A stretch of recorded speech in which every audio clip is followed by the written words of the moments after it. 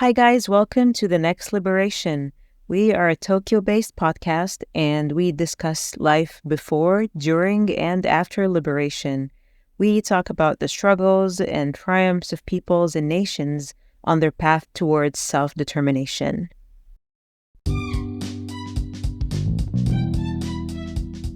I'm Nora. I am Palestinian Egyptian, and I am joined by my co host, Zach. Hello, I'm Algerian French, so forgive the accent. And we are joined by our very spicy guests for today, Neo and Sinead. Hey, girls. Hello. We want to start by, first asking you guys where you're from and, hopefully you could introduce your family to us a little bit. Hey, so I'm Sinead, and I was born in Johannesburg in 1998. Ooh, Gen Z. Yeah, Gen Z child. I'm from Johannesburg, born and raised. I kind of lived in Johannesburg for about 14 years, and then I moved and lived in Pretoria. Mm-hmm. And my parents are, so my mom's Beverly, she's South African, and then my dad is Soto, and he's South African. So yeah. Got it. Yeah, for those who didn't know, Johannesburg is in South Africa. It is. It is. Just precision. Some people do not know. It's the best part of South Africa. Ooh. Oh, okay. You're already throwing shade on parts of Okay. We're not counting Getting Pretoria. spicy before it starts. Yeah, spicy guests. No, I agree. It's better than Pretoria. Rumor has it that it's better. It's the best part of South Africa. Should I go next? Yeah. Wait, shouldn't you explain that your mom's white and your... Oh, yeah, I forgot you about just that. said that, yeah. So my mom, she is a white South African, and my dad is a black South African and activist. Awesome. What about you, Neo? Hi, my name's Neo, and I'm also South African, born and raised in Johannesburg, South Africa, until I was about 12 years old, and then we moved to Japan, and I've been back and forth since then. My mom is Japanese and my dad is black South African, and they were both freedom fighters, which is how they met. This is fascinating. Honestly, talking to Sinead and Neo about their parents and, I don't know, having freedom fighters for parents and allies for parents was just it blew my mind. Yeah, it was a huge part of why we started this, really. So I think we should start with a background about apartheid South Africa. If you could tell us a little bit more about that. Well, apartheid, it systematically started in 1948, but before that, we have to go back to when the Dutch came down to South Africa in the 1700s. And we had slavery, the southern slave trade, and we have people from India and Cape Malay that were brought down to South Africa as well. I think we need to specify when we say slavery, it was slaves that were brought to South Africa from through the Dutch East India movement. So it's mostly Indonesian, Malaysians, Indians. India. And so South Africa has one of the biggest population of Indians outside of India because of it, because they tried to enslave the natives, but couldn't. And so as a result, they brought slaves, hence the very diverse nature of South Africa. Thank you. And then when basically they discovered gold, the British were like, oh my God, hey, oh my Love this God, place. Have something I love we this want. place. And basically, I think at that point, the Dutch had kind of formed into the Boers, right? Yeah. So then the British and the Boers were fighting. The Boers at some point were fighting the Zulus, but then they were like, we need to team up because these guys are worse than us. And then they fought, and then basically the British had kind of set up a colony, and then in the 1800s the British abolished slavery, and then it kind of domino affected around the world.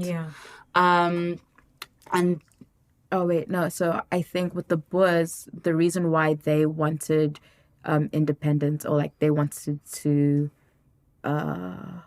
get away from the British, was also they wanted to keep slavery, and the British wanted to abolish slavery, and so they wanted to be their own independent self and wanted to stray away from that. So they basically like split South Africa in half. There was there was one section that was like for the Afrikaners, and then the other section, like the Western Cape side, I think, that was for the British. And then kind of like they'd already designated different pieces of land to Black people in South Africa and colored people and Indian people. And I think also maybe we should explain also what is a colored person as well. Yeah, that's true. That's true. Lots of to it. vocabulary that needs to so- be explained. Like a colored person, they are like they're kind of like a multiracial person. So they have heritage from the Khoisan, the Khoisan, and then also mixed with white, I think also Cape Malay as well, because you have the Cape Malay coloreds. So yeah, and then if you want to add more. Oh, okay. Well, detail. I think so. If we are going to talk about apartheid, for example, had a 3-tier sort of system. The lowest, the people with the least amount of rights were the Black people. So those were the indigenous groups that were there. And then after that, you would have the white people at the top. And I think like colored was basically everyone in between. So you have the children of the byproducts of like rape via the Dutch colonized South Africa. A lot of those, because they came by boats, a lot of those men raped obviously the women. And so they had offspring. And so they were given more rights than Black people. You also have when the slaves from Indonesia, Malaysia, they came, they obviously all integrated, and slowly the population started mixing. So when you say colored, it's a very weighted identity because everybody's so mixed. I think like colored communities also, there's a very big Muslim community because of that too. So it's not what Americans say colored is. Yes. Right? It's its own thing. And so that's also a very big argument at the moment as well internationally, where Americans try to force the idea that you can't be colored because in America that has a Derogatory negative term. It's a word in a different context in a way, in different historical context. But it does have, it is their own identity and it's something they're really trying to reclaim now. But yeah, go on. Sorry. So basically, the British had already kind of started a pass system, like, you know, you can't go to certain areas, blah, blah, blah. And then when they left South Africa after World War II and the Afrikaners took over, and let me just take another step back. The Afrikaners and the British already had tension between each other because the British had their concentration camps and the Afrikaners were I think 30,000 people died in those concentration camps, and there was a lot of people. I think you also have to give context to, there was the Anglo-Boer War. There's the Anglo-Boer War, which was in the result of the concentration camps. So, even still to this day, like, I have people who grandmother won't approve if they bring an English person back, like a British person. So there's a lot of racism within white people. Because of the history of the concentration camps and the...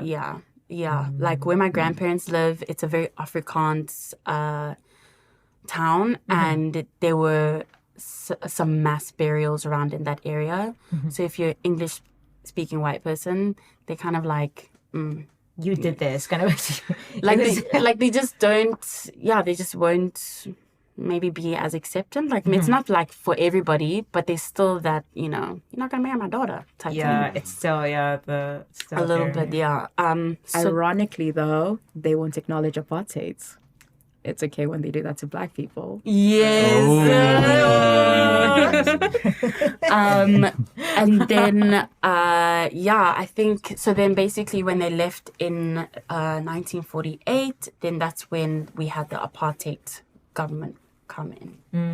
And then they made it like fine-tuned racism, like we were talking about how like they kind of looked around the world to see, like, basically to create the perfect Systems of racial segregation. system. The Yeah. perfect racial system of They segregation. studied like racism all over the world in order to make the perfect form of it, which was divide and conquer. Yeah. It's exactly what we're doing with liberation. We're going to look at, different countries and what happened to draw inspiration Yeah, we're doing from the that. opposite. Exactly. Same method, but for the opposite Doing purpose. the mirror image of that. Yeah. So earlier you talked about how your parents were freedom fighters, and I would love to know more about that and, like their lives and their struggles as freedom fighters and allies of the cause. So please share more about your parents. Okay, so I can start with mine. My dad was an activist in apartheid. So he was born in 1956 in Eastern Cape in Kaiskamahoek, and then his mother lives in Kobokobo, which is like a small little village very close to Kaiskamahoek. And he started to get into the movement at around 8 years old because his uncle got arrested and was sent to Robben Island for 17 years. So yeah, my dad basically in the 1960s then he started to kind of like get involved. And it was first small, like, harassing the police and like starting trouble, and like he was considered like a troublemaker in the community. In South Africa, we have like a tsotsi. He was getting stabbed. Yeah, What? he got stabbed 3 times. Tsotsi is like a gangster. A gangster. Oh, okay. And like the people were like, oh my God, this guy's not going to live because he's just on his own vibe. And he, I think at a young age, he was very much, so if other kids didn't have food, he would go and take food from his own fridge and give food to those kids. So he was a person who was very connected within the community. And when his uncle got arrested, he was like, wait, what's happening? Yeah. And that's when the questions kind of started to happen. And also my grandfather was a teacher as well. So when they started to enforce those Ubuntu laws, he would have been, one of the first, those discussions, he would have been in the room. Wait, what are the Ubuntu laws? That's when the Afrikaners wanted to enforce Afrikaans on the black population, right?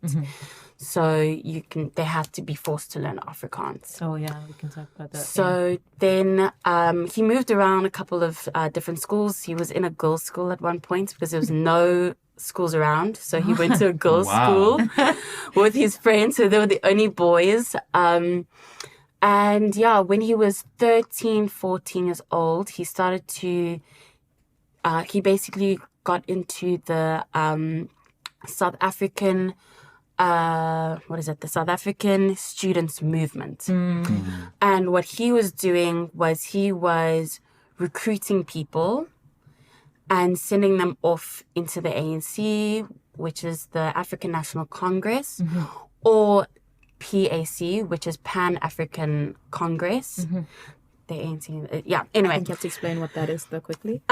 So They're both political. They're both political movements. They're both political movements, and he, so they're both different political movements. They kind of had different kind of ideologies. But my dad, he was more focused on Black consciousness, and Black consciousness was kind of just really about being consciousness, and he said it was like an instrument of making us. This was like the philosophical idea of Ubuntu, and like also organizing themselves, basically. So it was more philosophical. But yeah, he was recruiting people, sending them to Botswana for military purposes. So he was a terrorist as a teenager. What? So he was considered a terrorist, and also organizing student rallies and stuff like that. And it was a dangerous job. Yeah. And he then got caught in Durban. How old was he? I think he was 18 or 19.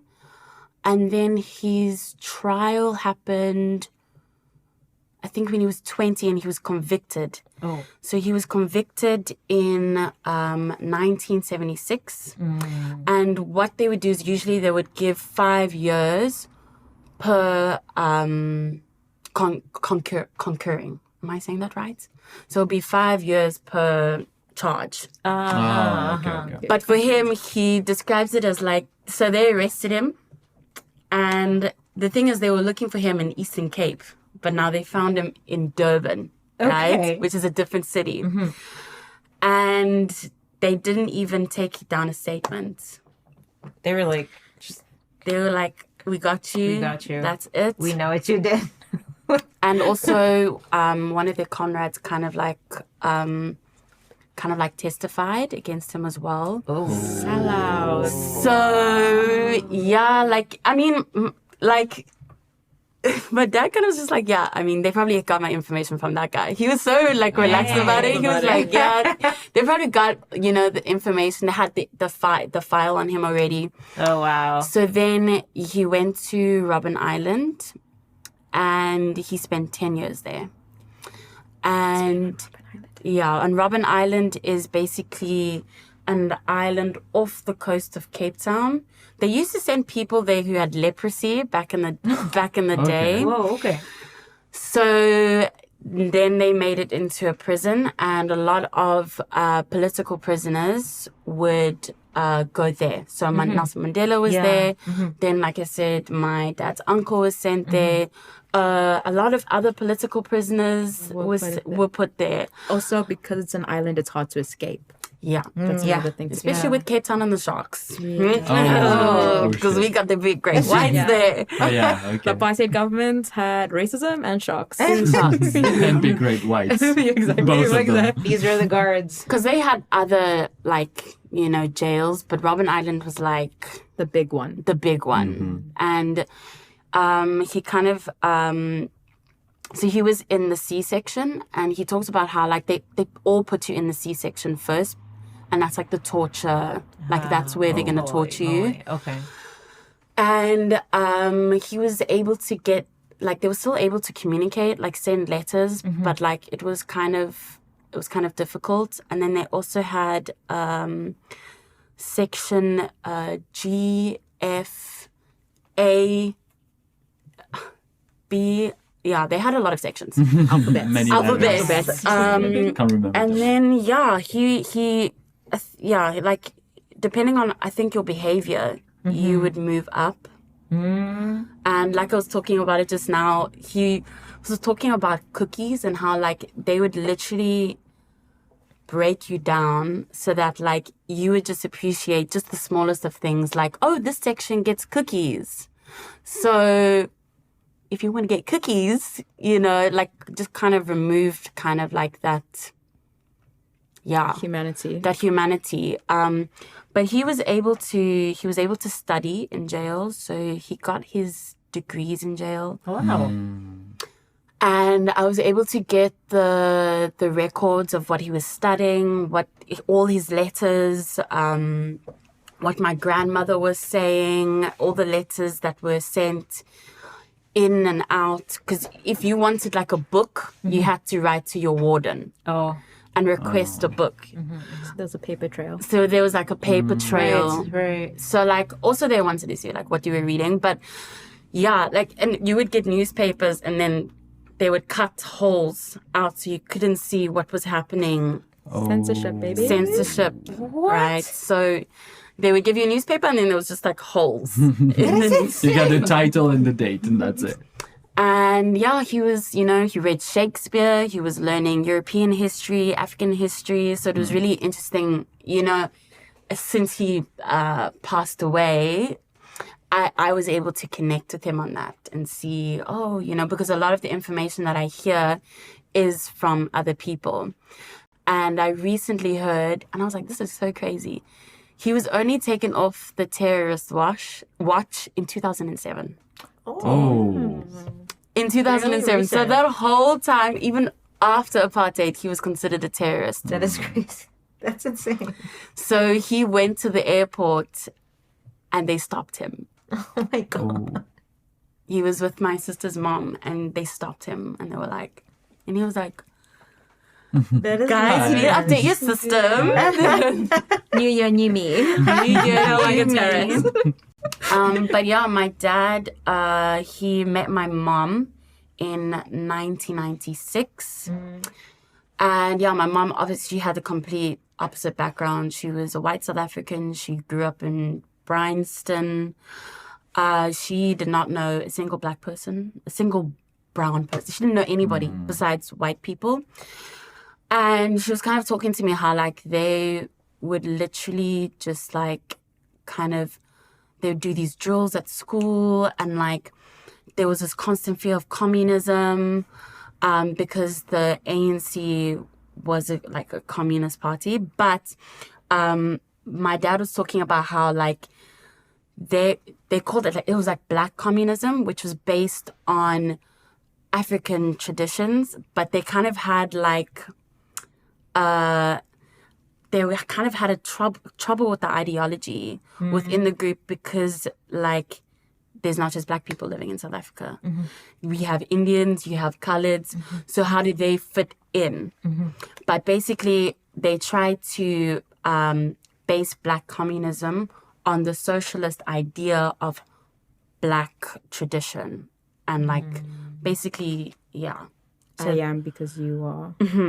So we're all all equal, together, we're all in commune. despite which ethnic group you come from. You are a person. So kind of like with the Japanese kanji for person, hito, Yeah. it's two people leaning against each Yeah. other. And so African like Ubuntu ideology also goes basis of that sort of thinking where it's society does not exist if we do not hold each other up.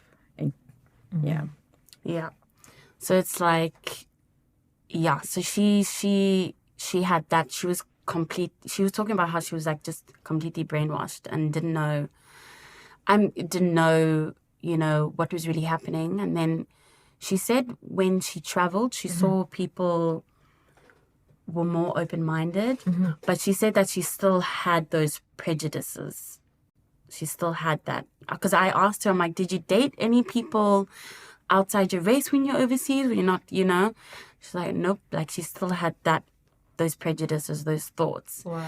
And then when she went back to South Africa and she studied, she said when she studied, that was the first time that she was actually engaging with people of color. As in like university? Yes, university. And she was like, yeah, that was like the first time. And then when she met my dad, she said she was really intimidated. Oh. Like, because, of just like, I think she had preconceived biases. And also there was this intimidating, they met at work. And yeah, basically they got together and my mom heard his story and yeah, bam, boom, 1998. I was like, surprise. The rest is history, baby. Here I am. Let's romance. Let's mix it up and start some family drama. But Actually mix it up. But yeah. And like Painful. my mom like kind of talks about how like, yeah, like my dad literally never like I think they both never intended, like they never thought that they would mix with, my mom never thought she was going to be with a black man and my dad never thought he was going to be with a white woman at one point. So it was, It's always the thing you least expect, Yeah. So she, my mom, she's learned a lot I bet. since meeting my dad. Yeah. Wow, that's incredible. That's crazy. Moral of the story is Open up your dating pool. Open up your Or dating pool. office. And all we're saying is And office romance. Exactly. this Go to kind of work every day. Office romance. Work from home, none of that. Yeah, exactly. And a fruit basket, because that's what he did to woo her. Ooh. Okay? Not flowers, but a fruit basket. Girls love fruit baskets. That's what I'm saying. They're healthy and they're sweet. And you said that your mom was learning with your dad, but to what point? Well, so like my dad would do things like he took my mom to Robben Island, and like that I think is like pretty traumatizing. Like my dad never spoke about what actually the things that happened on there and what they did to him.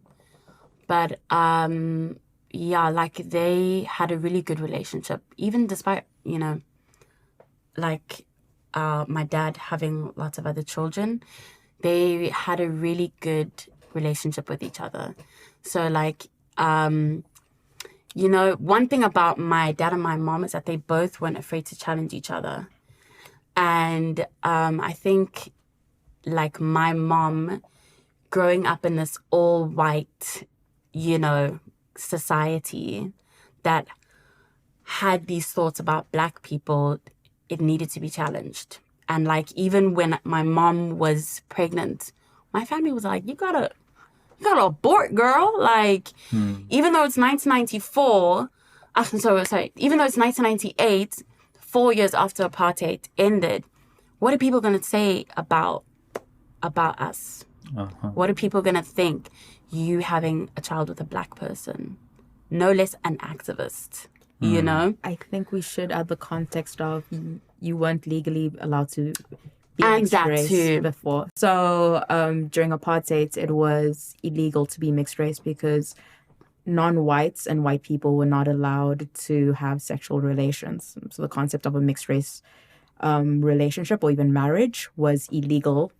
So everyone who was born post-apartheid are known as born-free babies. Yeah. So everyone, 1994 and upwards, were all considered born-free babies. Yeah. Yeah. And so, Born free, baby. born free babies, let's go. Rainbow Nation, kumbaya, baby. Yeah. So it's, that kind of like, even though it was illegal, it's still that like... But even though apartheid had ended, the ideas of it still lingered and stayed. Exactly. Let's mention the hand quotes. The hand quotes. Oh, hand quotes. Yeah, it was like Ended. It's kind of Exactly. like that. Your grandparents were born before apartheid was even systemized. Like my grandparents were there before even apartheid was even systemized. So it was like, they, they were shocked. Yeah. They were stunned. I think it's important to also mention that the way apartheid was constructed was obviously divide and conquer. So when she was saying her mom grew up white, like there were most of the like habitable land of South Africa were given to white people. So all the 80%. developed land, 80%. Wow. 80%. So all the developed roads and everything, those were all for white areas. You have, I think the Black population is over 95% during this time. Oh, wow. And you have to remember, before we were colonized, those indigenous groups were nomadic. And so they were used to, everyone Move enjoyed around. the land. And then when they were colonized, they were forced into the least inhabitable land. Because remember, South Africa, they found out we had gold, we had diamonds, and so they wanted those bits of land. So you had like big groups of different indigenous groups as well, because not all of them got along together, but the government forced them on the basis of you're all Black. Yeah. And so they were only allowed to live, and lots of those places, so these are what are known as townships. Yeah. The biggest one being in Soweto, which is close to Johannesburg. And those townships had almost no running water, no proper toilets. We had long drop toilets, which is the hole, and you like kind of, everyone had to like share communal space. Most places didn't have like bathtubs because my dad had to bath in a bucket. And I think while into past the 90s, it took a long time for them to start developing that properly. It also kept people uneducated as well. Uneducated. So when we say Bantu education system, when she was talking about her dad, your uncle being a teacher. Grandfather. Oh, your grandfather being a teacher. So the Bantu education was they gave you enough of an education so that you could work to serve regime, white people, but not enough that you could like think for yourself. So just enough literacy. Yeah. Yeah. So it's like, yeah, it was basically, yeah, there was a lot of fears from the white side about how I was going to be treated after my mom decided to have me, because they knew how white people are. So they were really worried about, how is this child going to move in this very new country? Because it was the Wild West. You have to realize if everyone was so segregated and now all of a sudden everybody is an equal, a lot of people, obviously you can't change people's mindsets overnight, and a lot of people were also brainwashed into thinking that, and so it was literally a new world. As in, like my aunt always says, like, I don't know, but your mom had some balls, because she had some balls, because like you're going against basically what you've been brainwashed to think is not good. You're just doing it, and you're doing it alone, really. So yeah, that pretty much sums up. And do you think that she got rid of her, original racist bias? And I think there was still a lot of things that we had to talk about. Like we had to talk about white privilege as I got older. And we also spoke about colorism as well. So my mom, and I think if a lot of maybe white people think this way, is that they'll associate whiteness, like racism, with a certain group of people. Oh. So basically they'll be like, not us. They'll be like, so my mom was like, white privilege, like, what do you mean? Like, and then I'll be like, Mom, so we sat and we watched Chelsea Handler and her documentary about white privilege or whatever. And it was good because it was a white person talking to other white people, right? And my mom, because we had a conversation afterwards, and she was like, but I'm not that person. I'm not doing that. And then I was like, girl, I understand that it's not you, but as a collective, this is what it is. Also, you benefit from white and privilege. you benefit from white privilege. So it was like kind of like she was taking it personal. Yeah. And I'm like, girl, I understand that this is your identity, but you have to confront the bad. Yeah. You can't just look and want to see the hunky-dory and the good side. You have to confront your history.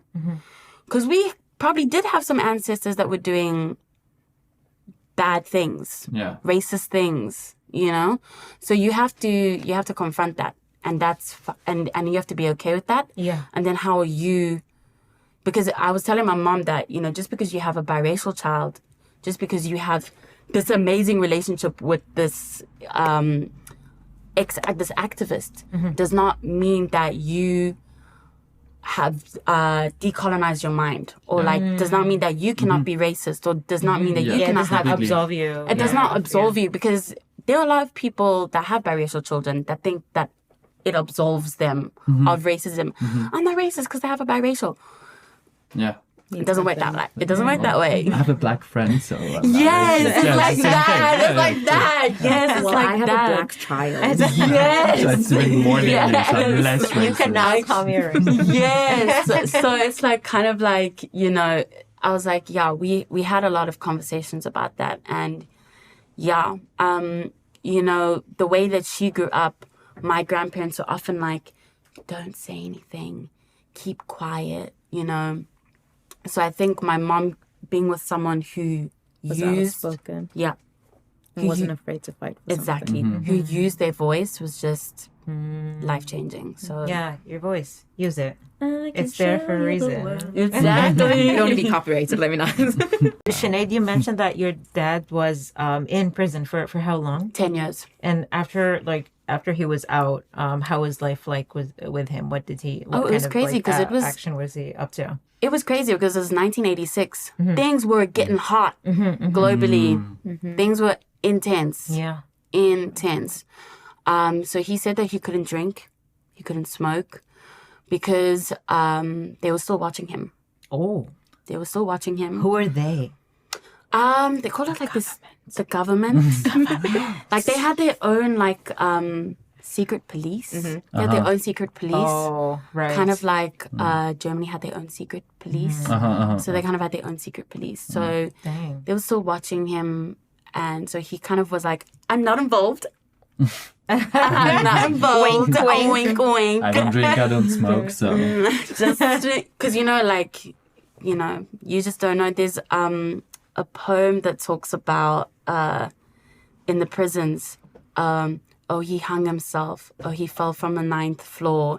He slipped on soap. And then as the poem continues, it kind of talks about how all these accidents would happen in these... hand quotes. Accidents would happen in these prisons. Absolute oopsies. Absolute oopsies.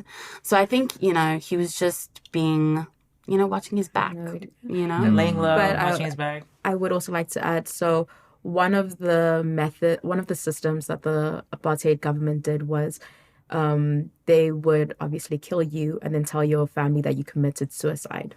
Or if you did go to jail, you would commit suicide. So there were a lot of activists that all of a sudden had suicide notes not in their handwriting. Oh. And the police were just like, oh yeah, well, you can't prove it because, if it's a suicide, they can't rule. So I think that's also how they covered it up for the general white public, or so that they could remain willfully ignorant. Wow. That all these black people are mysteriously dying, and it was all committing suicide. What a shame. Yeah. Oopsies. What a shame. He beheaded himself by sad. himself. Yeah. So sad. He misspelled Anyway, his own name in his let's go letter. on with our It's lives. fine. Wow. I think we could also on. talk about Your parents. Neo, Oh, my and then we could parents. Okay, I Where did they think meet? I think Office? mine is an office romance actually. Oh, Is it this is the office? theme for today. Yeah, Office it's romances. But office Where did they romances, live? look at us. Podcast about Is this what this podcast is about? Office romances, guys. I can't help but wonder.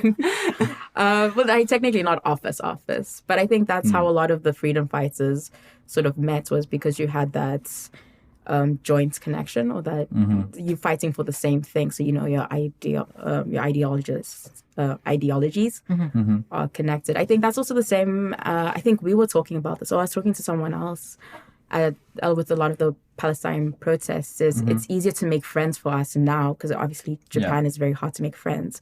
But it's so much easier when you know that everybody is on the same page about at least this issue, or just in humanitarian. get All of that. us here right Exactly. now. Yeah. And so it's very easy. And so I think also when it comes to relationships, so like I said, my dad is a Black South African. My mom is a Japanese woman. Those are two completely opposite sides of the world. Such but different also worlds. countries, completely different.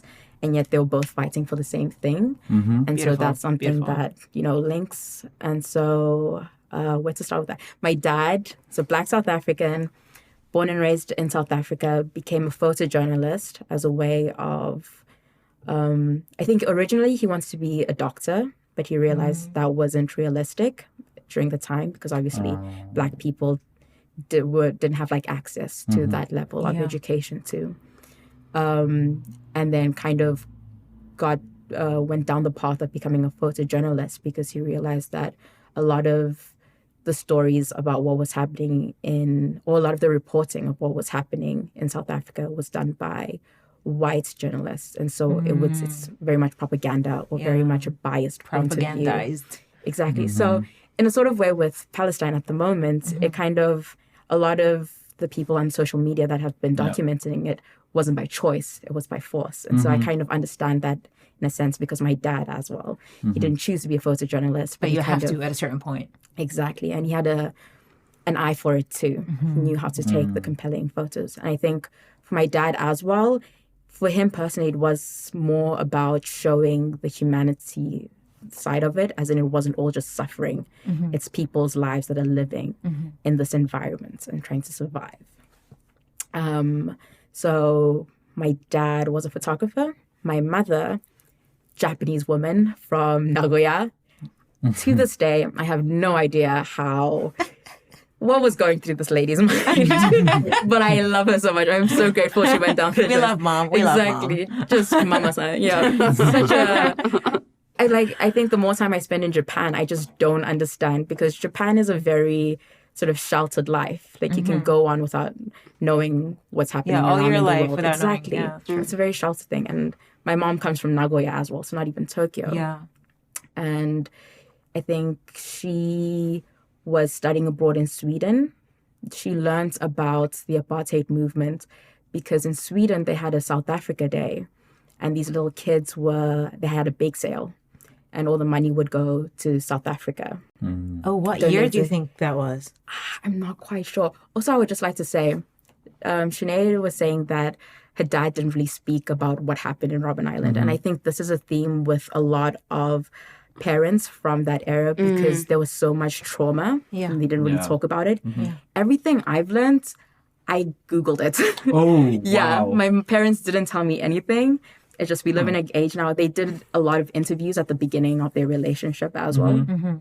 And so now I've been relearning a lot of things, and I've been going to my mom like, you learned about South Africa through Sweden? And she's like, oh yeah. And like gave me the story that way. So officially the story I heard was my dad sold oranges at the side of the road, and my mom bought oranges from him.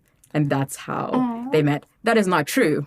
Oh, That is I was okay. like, that's a weird office. The road is your office. But so I later found out that story was what my dad used to tell white South Africans when they would see them together and be like, how did this happen? And be very rude about it. My mom was ready to fight, but my dad de-escalated the situation with humor, because that's a very South African thing to do.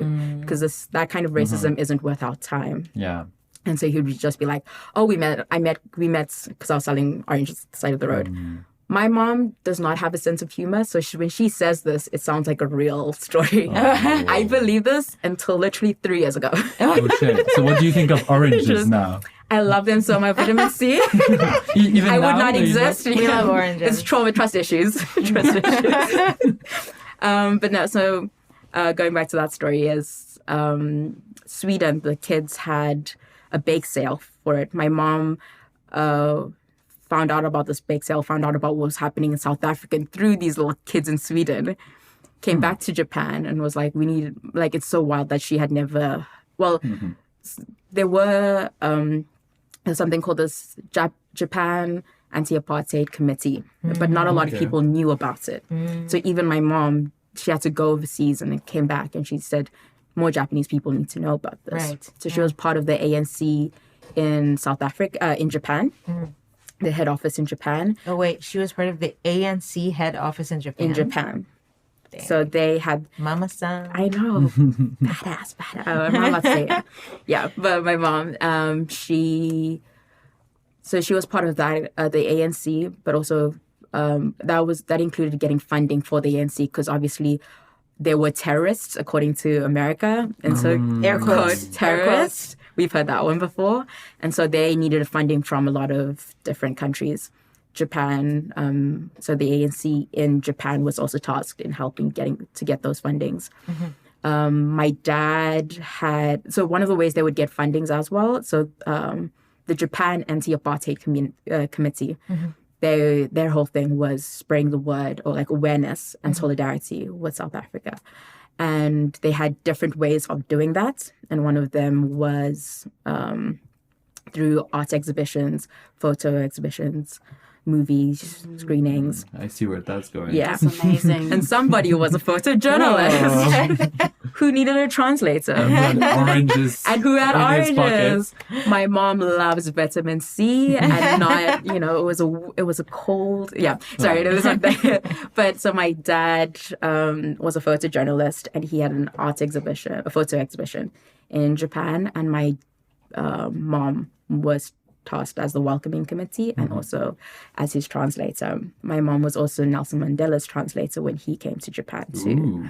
So There is She a photo. chose the photojournalist. There is a photo. yeah. Oh yeah, there is a photo. There is a photo. There's a photo. Just saying. Same, yeah. It is out photographic there. evidence.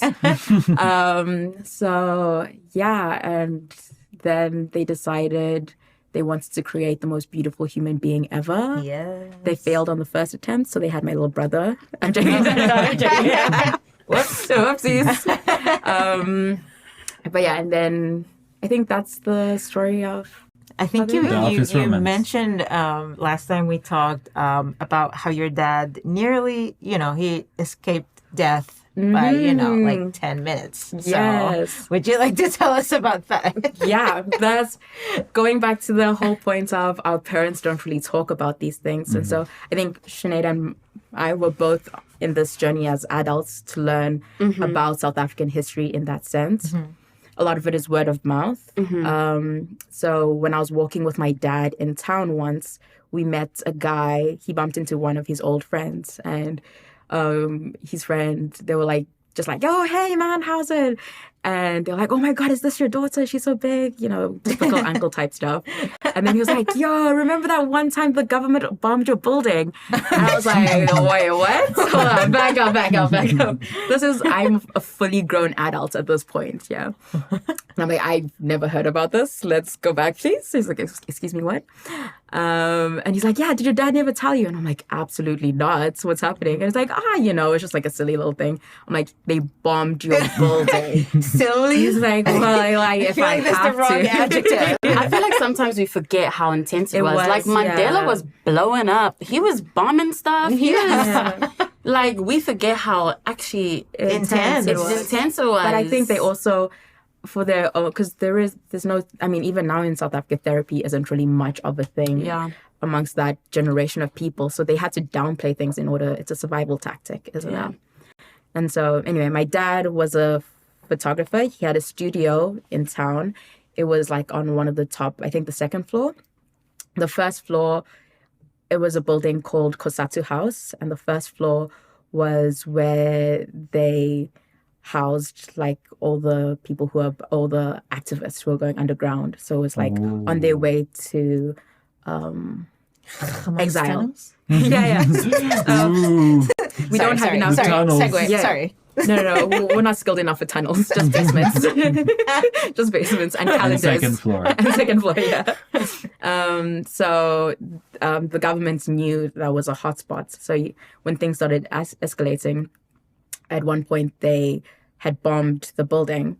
But so basically my dad and his friend, this friend wanted my dad to teach him how to take photos. So my dad was like, oh yeah, sure. So they spent the whole day taking photos.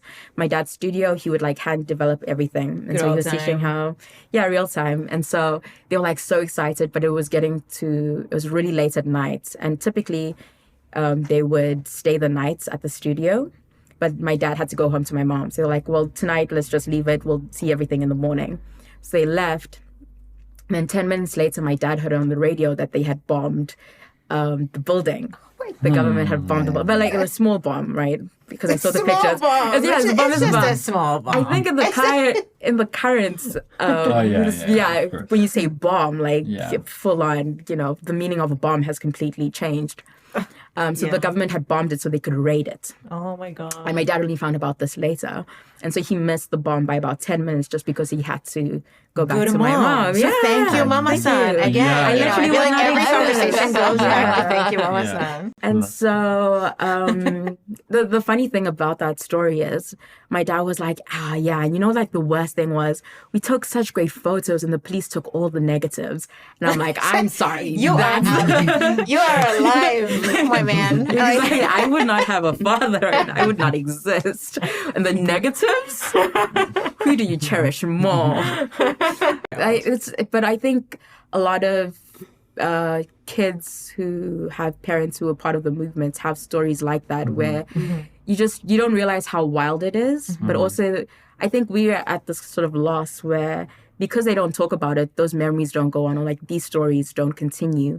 And so we're at this like weird point of we need to learn from history, but also our history isn't really told anymore. Also, I think it's like really difficult. Like it took me forever to read the interview about my dad because when I was growing up, I literally did not know I knew that, Dad went to Robben Island for 10 years, but I don't think I knew the extent Across the concept of how much he suffered, and then to associate, like him talking about his childhood and then associating to the person that I knew was just really difficult, I think, as well. Yeah. I think one thing people say about South Africans is we're very resilient despite our circumstances. So even now, South Africa as a country, we have a lot of problems. Yeah. And yet we're still willing to fight for Palestine because we know what it's been through. And so a lot of white people have been criticizing like the South African government. They say, well, why aren't you fixing things at home? We have so much to go on. And we're saying we have those problems too, but it doesn't mean the rest of the world, like if we only ever focus on our own problems, then there is no solidarity, because if the rest of the world hadn't cared about South Africa and focused only on their problems, we would still be in the same place. Right. That is true. That's true. It's a cycle, right? It's a cycle. Exactly. It's connected. It's all connected. And so even with South Africans, no matter how hard, all the hardships they go through, they still make jokes about it. And so I think someone tweeted once, like, South Africa is the most unserious country in the world until it's time to be serious. It's the ICJ trial. We will make jokes. We will make memes about everything. We do not take ourselves seriously at all. But if you come for us, we'll come for you. 100. We'll bring our best foot We'll forward. drag you. Yes. Pow, pow. We will drag you. We will. Don't mess with us.